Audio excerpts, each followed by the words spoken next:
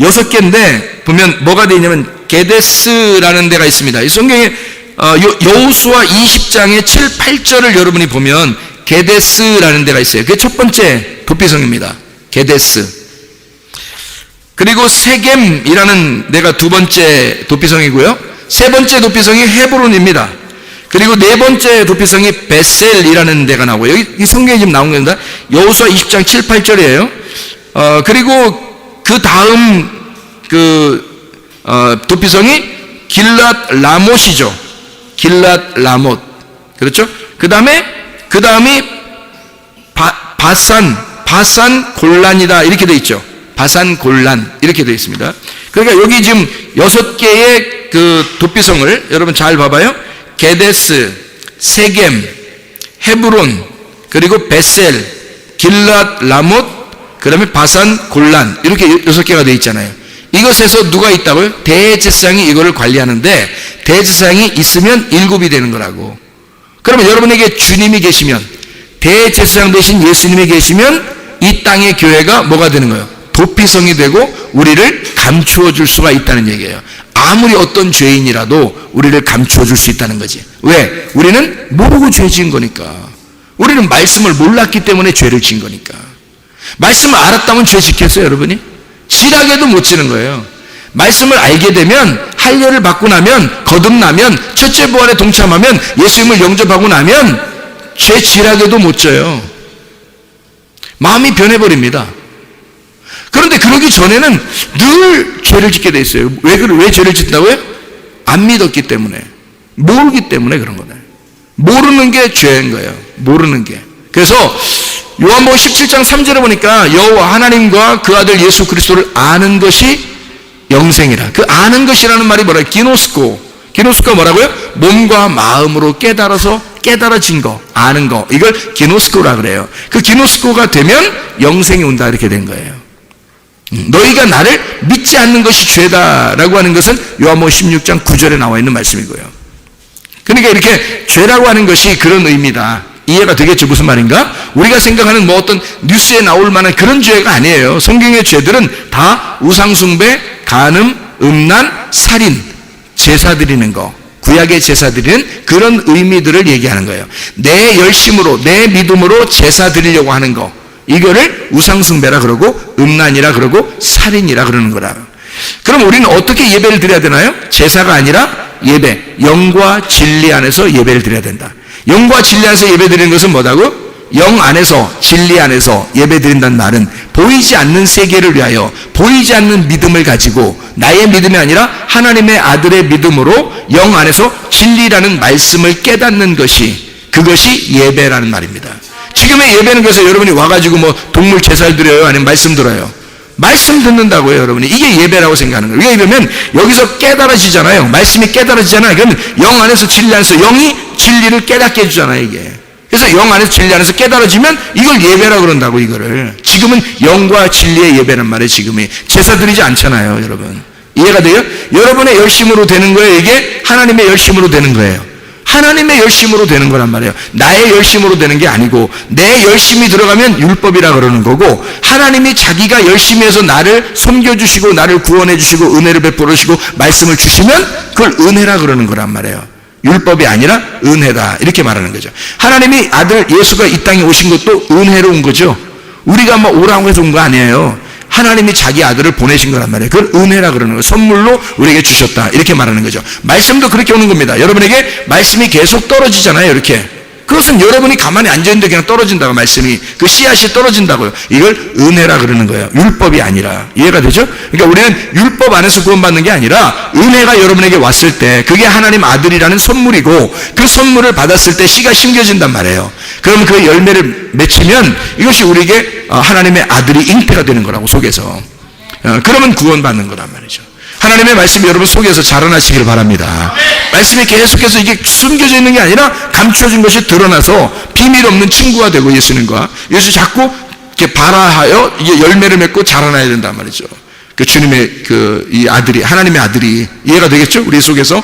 하나님의 아들이 뭐라고요? 그러면 성경에서 말씀이 속에서 자라나야 된다는 거죠. 그러니까 말씀을, 너희가 하나님을 아는 것과 그 아들 예수 그리스도를 아는 것이 잘 알게 되면, 뭘 알아? 어디 보여요? 어디 보여서 알게 됐어? 말씀이거든요. 그 말씀을 알게 되는 것이 너희에게 영생이다라고 얘기하잖아요.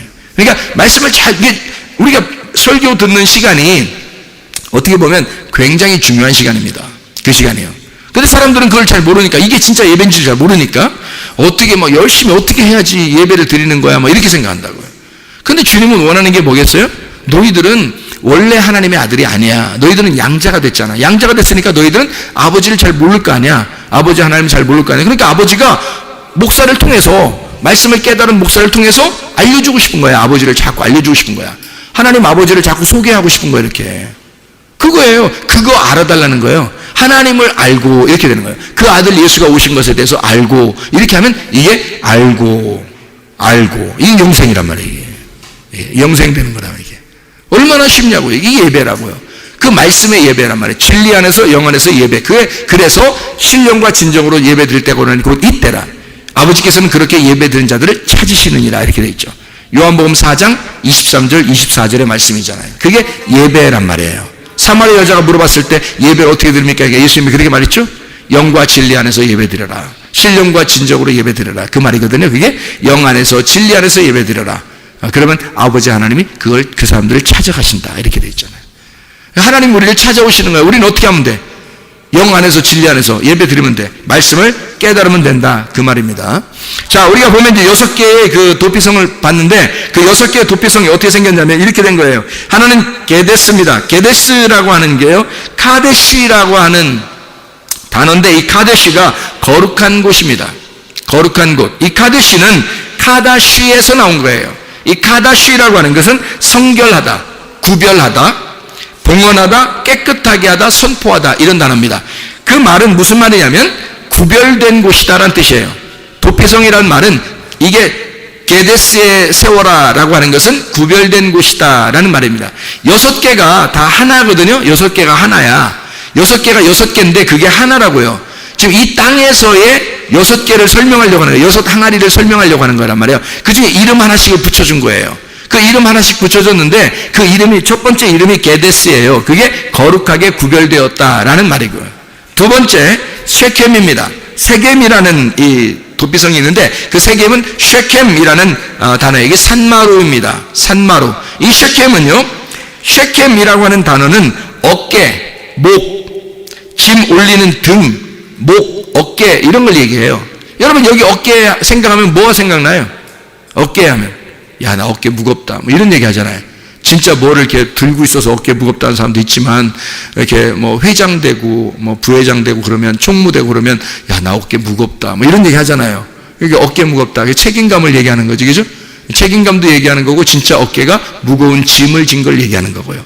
그래서 책임감을 가진, 책임이 따르는 어깨가 무거운, 그리고 짐을 진, 그것이 세겜이라는 도피성이에요.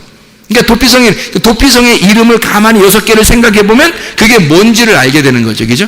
아, 도피성이 뭐 때문에 있구나라는 걸 깨닫게 되는 거죠. 헤브론이 있습니다. 헤브론. 세 번째가 헤브론인데요. 이 헤브론은 교제의 자리라는 뜻입니다. 교제의 자리. 헤브론. 교제라고 하는 건 뭐예요? 하나님과 교제한다 그러면 어떻게 돼요?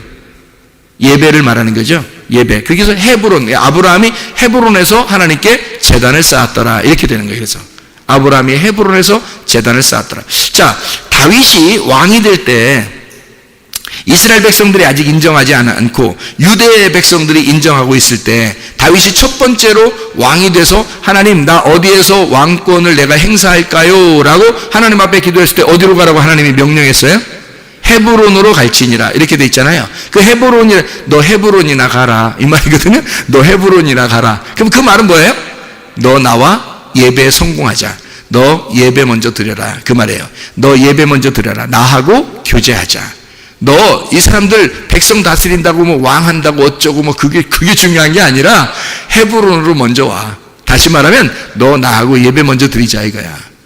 너 나하고 먼저 서로를 알자. 서로 교제하자. 그게 헤브론이에요. 친구가 되는 그 헤브론. 이 헤브론이라는 것은 헤베르에서 나온 단어고요. 이게 단체, 물이라는 단어입니다. 하바르에서 나온 단어고 이게 결합하다, 연결하다, 동맹하다, 쌓아올리다라는 단어예요. 그러니까 함께 결합해서 동맹을 이루는 겁니다. 그러니까 함께 하는 거니까 교제죠. 서로 교제하고 함께. 나 혼자 할 수 없잖아요. 예배를 혼자 드려요? 아니에요. 예배는 함께 드리는 겁니다.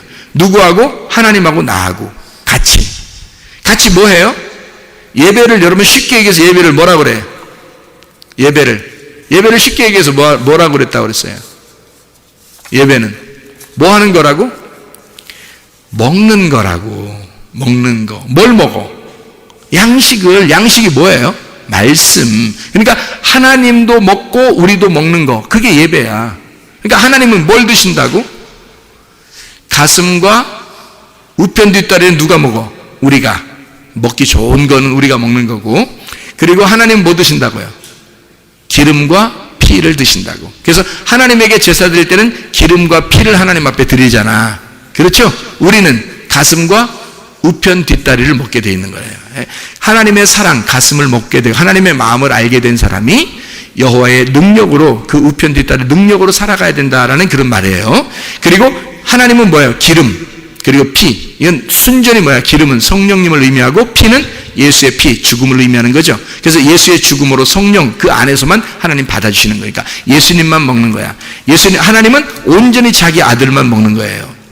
성령 안에서 예배 드릴 때만 하나님 받아주시는 거야. 그러니까 하나님은 기름과 피를 먹고 우리는 가슴과 우편 뒷다리를 먹어. 그러니까 함께 먹는 걸 화목제라고 그러고, 그걸 헤브론, 하나님과의 교제, 이게 하나님과의 친교라 그렇게 말할 수 있는 예배라는 말입니다. 예배는 우리 혼자 먹는 게 아니에요. 하나님하고 우리하고 같이 먹는 거야. 그걸 예배라 그러는 것입니다. 자, 예배 무슨 말인지 알겠죠? 그게 헤브론이라는 얘기입니다. 그 다음에 이제 도피성이 베셀입니다. 베셀이라고 하는 것이 이게 베제라가 아니라 베제르인데, 이 베제르라고 하는 이 단어는 접근할 수 없는 지점을 의미합니다. 베제르라고 하는데 이게 엄격히 잘랐다, 금을 그었다, 방어를 한다, 이런 말이에요. 그러니까 완전히 보호하고 방어하는 거죠. 바짜르에서 온다는데 이게 잘라내다, 요새화시키다, 강한 벽으로 막는다, 높아서 요새화되어서 접근할 수 없도록 만든다 할 때가 이게 바짜르라는 단어입니다. 그러니까 이 바짜르, 베셀이라는 단어는 완전히 보호를 말하는 거예요. 하나님이 우리를 보호하시는 장소, 이게 도피성, 베셀이라는 도피성. 길르앗 라못 할 때 길르앗은 갈에드라는 단어고요. 이게 갈에드, 이게 증거의 무더기입니다. 갈에드, 갈이라는 게 굴려진이라는 말이고, 더미, 물샘, 파도 뭐 이런 말이고요. 가랄에서 나온 단어인데 이게 굴르다, 굴러가다, 흘러내려오다 이런 단어고, 거기에다가 에드가 이게 합해졌는데, 에드라는 말이 증언, 증거라는 말입니다. 이게 우드에서 나온 말이고, 이게 두 배로 하다, 이중으로 하다, 반복하다, 증언하다, 바로 세우다라는 말입니다. 자, 그러니까 이걸 합하면 뭐예요? 갈이라고 하는 말, 이게 가랄이라는 데서 나온 거고, 더하기 에드라고 하는 증거, 우드에서 나온 단어인데, 이걸 합해보면 이게 갈에드가 되는 거예요. 갈에드, 이게 길르앗이라는 말입니다. 증거의 무더기. 다시 말하면 하나님이 우리를 이렇게 완전히 이중으로 막을 쳐준다는 얘기예요. 이중으로 막을 쳐준다. 그래서 이중으로 갚아주는, 이중으로 막을 쳐서 두 배의 축복. 이게 이제 도피성 길르앗에 있는 라못인데, 라못이 라모트라는 게 높은 곳입니다. 높은 곳. 라마에서 나온 것이 되게 높은 것이고, 이게 라암에서 일어난다, 들려지다라는 말입니다. 다시 말하면 들려 올려지는 거예요. 그러니까 들어 올려져서 이 길르앗 라못에 이렇게 들어 올려지는 그 도피성. 다시 말하면 하나님이 우리를 볼 때 이 높은 곳으로 인도하신다는 의미죠.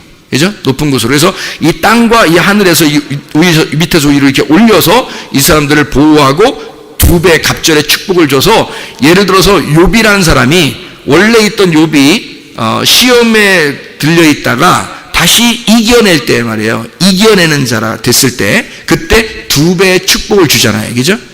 장자권의 축복이거든요. 그래서 그런 두 배의 축복을 주는 장소, 길르앗 라못이란 말입니다.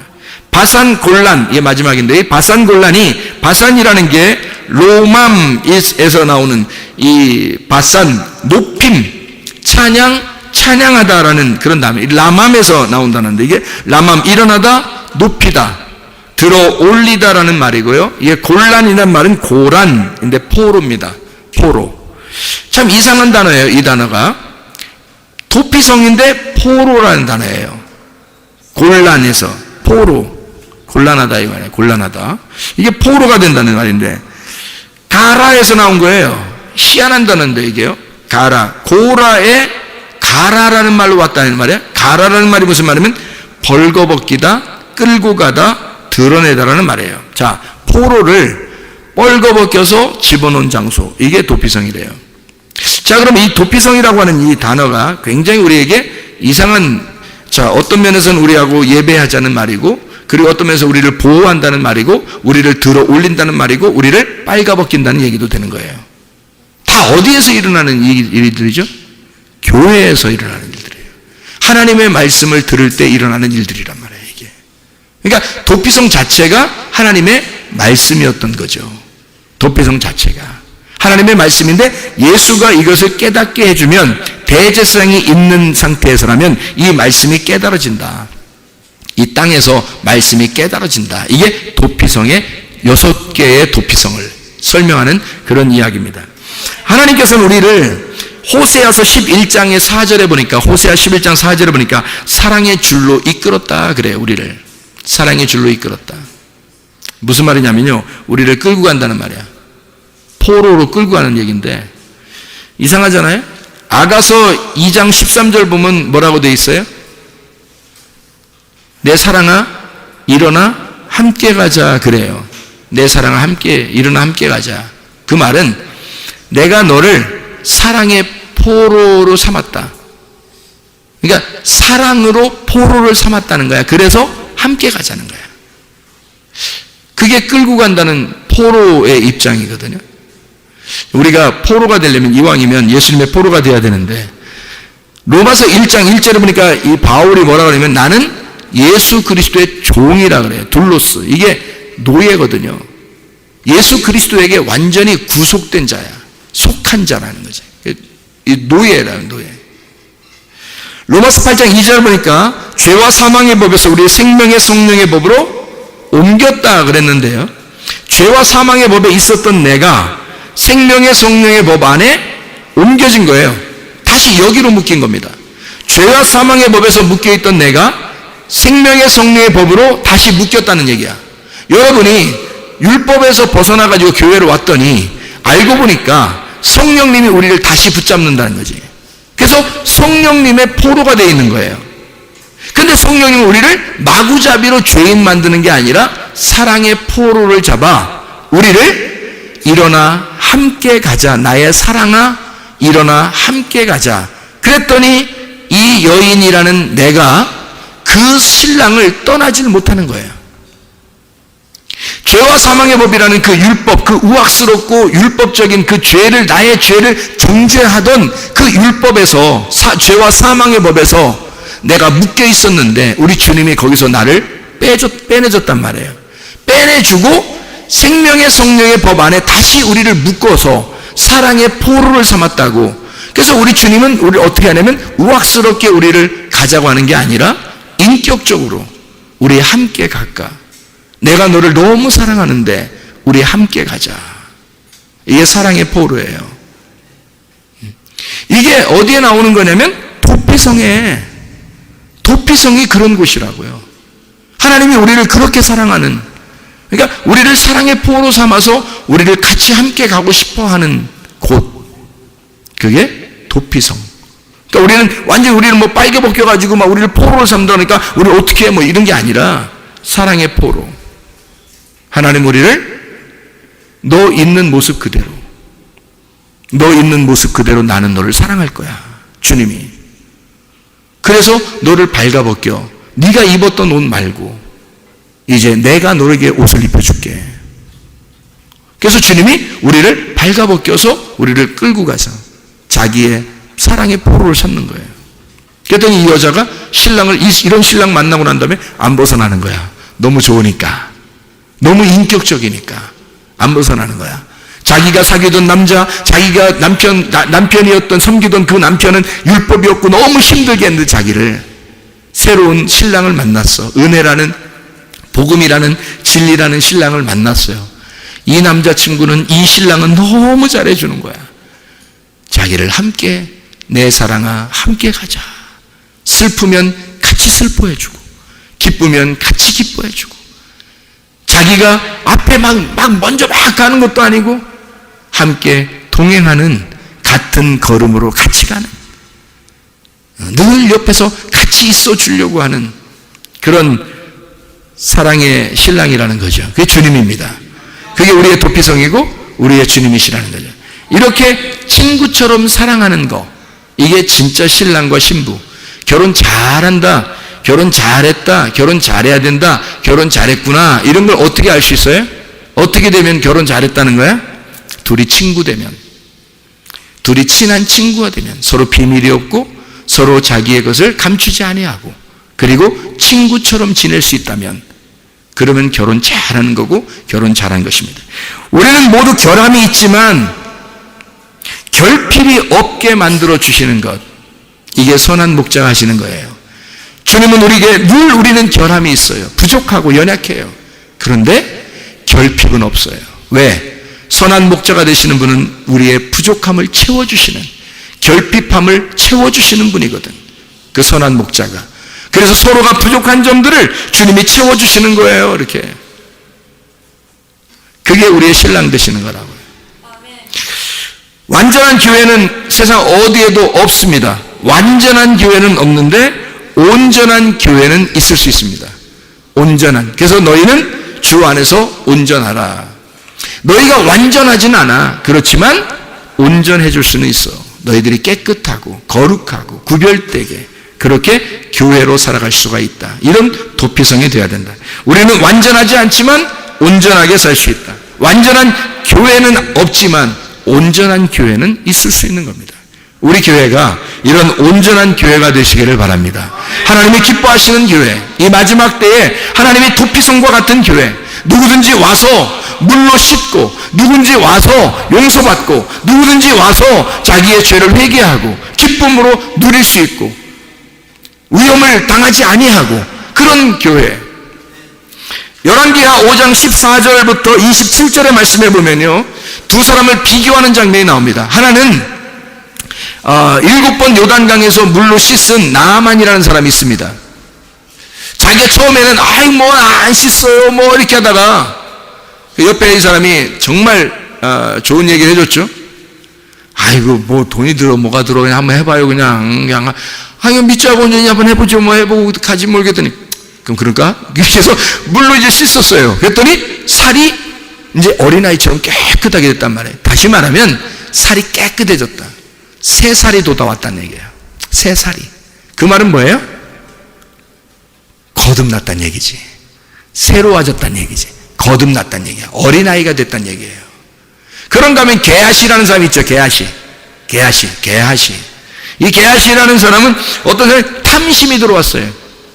그래서 뭐 거짓말 쳐가지고 그걸 다 또 막 숨겨놨어요. 막 받아가지고 나아만한테 받아가지고 막 숨겨놨거든요. 탐심이 들어왔단 말이에요. 이 탐심이 뭐예요? 성경에서는 골로새 3장 5절의 말씀이니까 탐심은 우상 숭배다. 탐심이라는 게 뭐예요? 선악과 창세기 3장 6절에, 창세기 3장에 보면 먹음직 보암직 탐스럽게 하는 거, 이게 선악과예요. 다 욕심을 냈기 때문에 먹은 거잖아요. 그 욕심을 낸 것이 우상 숭배라는 거야. 그것이 간음인 거고. 그래서 이거를 선악과라 그래요. 게하시는 선악과라는 탐심에 걸려 있었던 거래요. 자, 탐심이라고 하는 건 우상숭배고, 우상숭배는 음란이고, 그래서 뭐가 걸려요? 게하시가 문둥병에 걸리는 거예요. 문둥병은 전형적인 죄의 결과물입니다. 속에서 3년, 안에서 3년, 안에 3년, 밖에 3년. 그래서 속에서 문둥병 3년 지나고 겉에서 3년이 지나서 문둥병이 드러나는 거. 이게 완전한 이게 죄인입니다. 그게 게하시가 걸려버린 거죠. 그런데 게하시는 문둥병이 걸려가지고 겉으로 드러났잖아요. 문둥병이. 그러니까 죄인이 된 거죠. 그런데 나아만 어떻게 했어요? 원래 죄인인데, 원래 문둥병이 있었는데 요단강에서 7번 씻어서 죄가 용서되잖아요. 죄가 씻어지잖아요. 요단강에서 7번 씻어요. 그리고 죄가 씻어져. 그랬더니 그 요단강이 뭐가 된 거예요? 그러니까 자기 원래 죄인인데 어디로 들어간 거예요? 요단강으로 들어간 거야. 자, 그러면 지금 우리가 여호수아 20장하고 지금 민수기 35장에 나와 있는 이 말씀을 우리가 토대로 생각해 보니까 지금 요단강은 어딘 거예요? 요단강은. 그러니까 나만이 어디로 들어갔다고? 요단강에 7번 들어갔다고. 그죠? 7번 들어갔더니 그때 거기서 나오니까 거듭나 새로운 살이 됐다는 얘기 아니야. 그러면 요단강으로 자기는 원래 죄인이었는데 그 요단강으로 들어갔다 나오니까 살아난 거죠. 그죠? 그 원래 죄인인데 죄가 없어진 거죠. 게하시는 원래 죄가 없었는데 죄인이 된 거고 뭘 먹으니까? 선악과를 먹으니까 탐심을 가졌으니까 욕심을 가졌으니까 자기 중심으로 자기를 위한 삶을 살려고 했으니까. 그런데 요단강에 7번 들어간 나아만은 자기가 심판받은 거죠. 요단강에서 심판을 받은 거란 말이에요. 자기를 심판한 거래요. 자기의 죄가 다 씻어진 거예요. 그랬더니 이 사람은 뭐에 들어간 거예요? 죄를 지었지만 도피성에 도망간 거잖아요. 요단강에 들어갔다는 얘기는 도피성에 들어갔다는 얘기잖아요. 그렇죠? 그래서 7번 씻어 거기서 완전하게 죄의 씻음을 받았다 이런 말이잖아요. 그 말은 요단강 자체가 뭘 얘기하는 거야? 죽음과 부활을 말한다. 예수님이 마태복음에 보면 예수님이 침례 요한한테 침례를 받을 때 어디로 가요? 요단강으로 가잖아요. 요단강으로 가가지고 어떻게 해요? 예수님이 침례를 받을 때 물에 들어갔다가 나오시잖아요. 그죠? 물에 들어 나오니까 나올 때 어떻게 막 성령의 비둘기같이 하늘문을 열어가지고 그 위에는 말씀이 막 내려오잖아요. 이는 내 사랑하는 아들이다, 내 기뻐하는 자다라고 얘기하잖아요. 그게 언제? 물에 들어갈 때 나와요? 그 소리가 물에서 올라올 때 나와요? 물에서 나올 때 나온다. 그렇지 말하면 죽을 때 있는 게 아니라 물에서 부활할 때 나온단 말이에요. 하나님의 음성이. 이해가 되겠죠? 그것처럼 죽음과 부활을 말하는 곳이 어디냐면 요단강이란 말입니다. 그 요단강에 나아만은 자기를 씻어서 7번 씻어서 죄를 씻음 받고 나병, 문둥병이 있었는데 고침을 받았단 말이에요. 그런데 게하시는 문둥병이 없었는데 그 나아만이 가지고 있던 그 문둥병이 게하시한테 들어가 버리는 거예요. 뭘 가지니까? 선악과를 먹어버리니까. 탐심을 가져버리니까. 자, 무슨 말인지 이해가 되시나요? 서로 비교한 장면들입니다. 그러니까 요단강은 지금 뭘 얘기하는 거다? 죽음과 부활을 말하는 거다. 그거를 다른 말로 말하면 뭐라는 거다? 도피성을 말하는 것이다. 도피성을 다른 말로 말하면 뭘까요? 그럼 성막, 성전을 의미하는 것이다. 성막, 성전. 지금으로 말하면 뭐다? 그러니까 도피성이 교회다. 그래서 교회는 뭐 하는 곳이다? 여러분을 죽이는 곳이다. 그리고 여러분을 살리는 곳이다. 이해가 되겠습니까? 교회 자체가 그러니까 이게 도피성이라 여러분을 죽이고 여러분을 살리는 곳이다. 이게 죽음과 부활을 말하는 그 말씀이 있는 곳. 이게 교회를 의미하는 것이다. 이해가 되겠죠? 무슨 말인가? 그래서 우리는 피난처라고 하는 게 이게 도피성인데요. 이 피난처가 도피성인데 내 대신 누가 죽어야지만이 거기서 일이 끝나요. 도피성에서 끝나요. 대제사장 되시는 예수님이 죽을 때까지 나는 거기 있어야 돼. 그리고 예수님이 죽으면 다 끝나. 대제사장이 죽으면 이젠 다시 자기 집으로 돌아갈 수 있어요. 그럼 생각해봐요. 대제사장이 안 죽었을 때 만약에 나가면 어떻게 돼? 만나는 사람이 죽여버려 이 사람을. 옛날에 너 살인죄가 졌지, 너 죄인이지, 그러면 만나는 사람이 이 사람을 죽일 수 있어요. 그런데 대제사장이 죽고 그리고 이 사람이 나갔어. 그러니까 이 사람이 도피성에서 나갈 수 있는 방법은 대제사장이 죽는 방법밖에 없는 거야. 대제사장이 죽을 때까지는 도피성이 있어야 되는 거예요. 나가려면 대제사장이 죽어야지 나가는 거예요. 그러니까 이 사람이 이제 죽어야 되는데, 원래 죽어야 되는데 대제사장이 죽는 거예요. 대제사장이 죽으면 이 사람을 죽이는 법이 끝난 거야. 이 사람을 죽이는 법이 없어져 버린 거예요. 더 이상 정죄가 없는 거야. 죄를 고발할 만한 게 없어진 거예요. 더 이상. 그래서 율법이 끝난 거야. 죄가 끝난 거예요. 그래서 이 사람을 더 이상 정죄할 것이 없으니까, 제사장이 죽었으니까 누군가는 죽어야 나가는 곳이 도피성이에요. 그러니 나의 죄를 위해서 누가 대신 죽은 거야. 대제사장이. 그러니 나는 죽으니까 나는 더 이상 죽을 필요가 없는 거지. 그래서 나는 나올 수 있는 거예요. 이제는 누가 죽이면 안 되는 거예요. 만나도. 옛날에 나의 과거를 아는 사람이 이 사람을 만나도 죽일 수 없는 거예요. 왜냐하면 대제사장이 대신 죽어서 대상이 죽었다는 증표가 있으니까 이 사람에게. 그러면 법이 없어진 거잖아요. 법이 없어졌으니 누가 이 사람을 정죄할 수 있겠냐 이거야. 아무도 정죄할 수 없죠. 그래서 살아나갈 수 있는 거예요.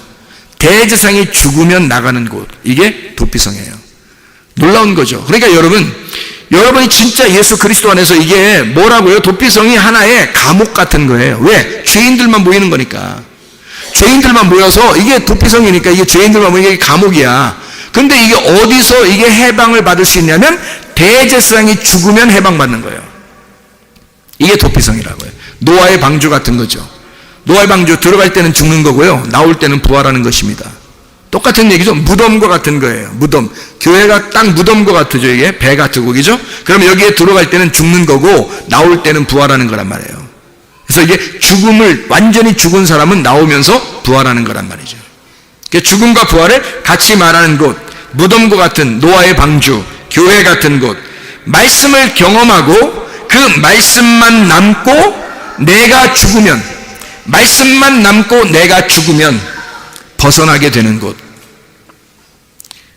내가 죽고 나를 아는 그 대제사장이 죽고 그리고 말씀만 남아있으면 내 속에, 그러면 나는 벗어나 살게 되는 곳, 이걸 도피성이라 그렇게 말하는 겁니다. 그래서 마가복음 8장 34절에 주님이 따라오라고 그래요. 어떤 사람 어떻게 따라오라고 그래요? 자기를 부인하고 자기 십자가를 지고 따라오라고 그러잖아요. 자기를 부인하고 자기 십자가를 지고 따라오라고 그래. 그러면 어디까지 따라가? 우리가 자기 십자가를 지고 자기를 부인하고 따라갔더니 어디로 가? 예수님이 무덤으로 들어가더란 얘기야. 십자가에 죽으시고 내 십자가를 지고 따라갔더니, 나를 부인하고 따라갔더니 어디까지 가? 주님의 십자가에서 어디로 들어가? 무덤으로 들어가더라는 거지. 그랬더니 무덤으로 가니까, 무덤으로 가니까 이게 뭐라고? 도피성이라고. 그게 도피성이라고. 그랬더니 그 무덤이 더 이상 나를 죽이는 곳이에요. 이제 예수님이 죽었으니까, 내가 죽었으니까 거기서 나를 더 이상 죽이는 곳이에요. 나를 이제 살리는 곳이 되겠어요. 살리는 곳이 된단 말이죠. 누군가는 죽어야 끝나는 장소, 이게 도피성. 무슨 말인지 알죠? 노아의 방주에 들어갔을 때 모든 사람이 다 죽잖아요. 밖에 있는 모든 사람이 다 물에 의해서 죽어요. 누구만 살아요? 노아 방주 안에 있는 사람만. 그 사람들 안에, 노아 방주 안에 들어가서 뭘 했다 안 했다? 아무것도 안 했다. 왜? 그거는 성경에 쓸 수가 없다. 뭐 했다고 쓸 수가 없다. 왜? 노아 방주 자체가 무덤이니까. 노아 방주 자체가 무덤이니까 예수님이 무덤에 들어가면 무덤에서 어떻게 돼? 반드시 부활하는 거예요. 여러분이 죽고자 하는 자는 반드시 어떻게 돼? 사는 거야. 여러분이 살려고 그러면 반드시 죽는 거예요. 여러분이 죽고자 하면 반드시 무덤에서 나오게 돼 있다. 부활해서 나오게 돼 있다고. 그거를 사는 거라고 얘기하는 거라고요. 주님은 우리 보고 무덤까지 따라오라 그래. 무덤까지 갔더니 우리를 부활시키더라는 거지. 이해가 되겠습니까? 그걸 우리는 성경에서 뭐라고 말하냐? 도피성이라고 말한다. 자, 마지막으로 민수기 35장 26절부터 28절까지 말씀, 도피성이라는 말이 나와요. 대제사장이 죽을 때까지 거기에 있어라, 그런 얘기고요. 대제사장이 죽으면 너는 빠져나오게 될 것이다 라고 이야기합니다. 내가 죄를 고백한 대제사장이 죽었다. 다시 말하면 공소시효가 끝났다라는 말이고, 나를 정죄할 정죄가 더 이상 없다. 법전이 없어져 버렸다는 얘기야. 그 법이. 그러니 나를 정죄하겠느냐, 누군가가? 안 된다. 이미 죽었으니까. 정죄할 그 율법이 죽어버린 거란 말이에요. 더 이상. 그러니까 우리에게는 복음만 남아있는 거지, 진리만 남아있는 거지. 그래서 나와 하나 된 그 대제사장이 죽을 때 나는 자유하게 된다는 겁니다. 왜 성경에 그런 식으로 도피성을 써놨을까? 라고 하면 민수기 35장 26절부터 28절에 도피성이라는 이 단어가 미크라트라는 단어입니다. 미크라트라는 이 단어는 수용한다라는 단어인데, 수용한다라는 단어인데요. 미크라트, 이 미라고 하는 게 이게 mem에서 나온 겁니다. mem이라는 게 장소예요. 장소. 그리고 카라트의 장소예요. 그러니까 mem이라는 게 장소고 카라트, 그래서 이걸 합해서 미크라트라고 하는 거예요. 이걸 도피성이라는 단어거든요. 도피성은 미크라트인데 이게 mem, 장소, 그리고 카라트의 장소다 이런 얘기야. 그럼 카라트가 뭐냐면 카라트란 단어는 불구로 만들다는 단어예요. 불구로 만들다. 지체 부족한 자로 만든다. 어서 많이 듣던 얘기 아니에요? 지체 불구자로 만든다. 어서 많이 듣던 얘기죠? 야곱이 하나님하고 싸울 때 하나님이 야곱을 쳐서 불구자로 만들죠. 그렇죠? 그게 도피성. 그 장소가 야곱이 죽는 장소란 말이에요. 야곱을 완전히 꺾어내는 장소. 야곱을 완전히 꺾어버리는. 죄 지은 자가 그 도피성으로 도망가 자기의 옷을 다 벗겨지는 그 장소. 자기의 수치를 정확하게 깨닫는 장소. 그래서 자기가 죽어버리는 장소. 자기가 없어지는 장소. 그리고 예수라는 말씀이 살아나오는 장소가 미크라트, 도피성. 예수 그리스도가 여러분의 도피성 되기를 바랍니다. 우리 교회가 이 마지막 시대에 도피성 되기를 바랍니다. 그래서 주님 만나는 장소가 다 되시기를 바랍니다. 우리 하나님 아버지 인도하시고 사랑하심을 감사합니다. 주의 말씀대로 살다가 주님 만나게 도와 주시옵소서. 예수 그리스도 존귀하신 이름 받들어 기도 올리옵나이다. 아멘.